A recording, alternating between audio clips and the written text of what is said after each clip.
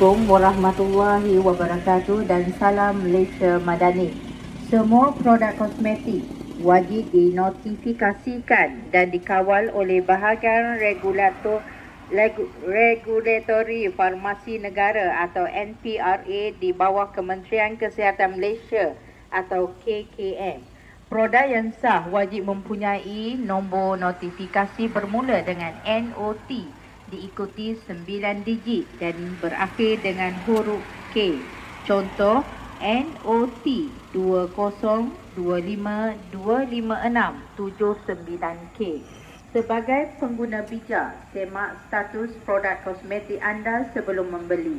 Layari www.npra.gov.my atau muat turun aplikasi NPRA Product Status di Google Play, Apple App Store atau Huawei App Gallery. Ingat, semak dahulu sebelum beli.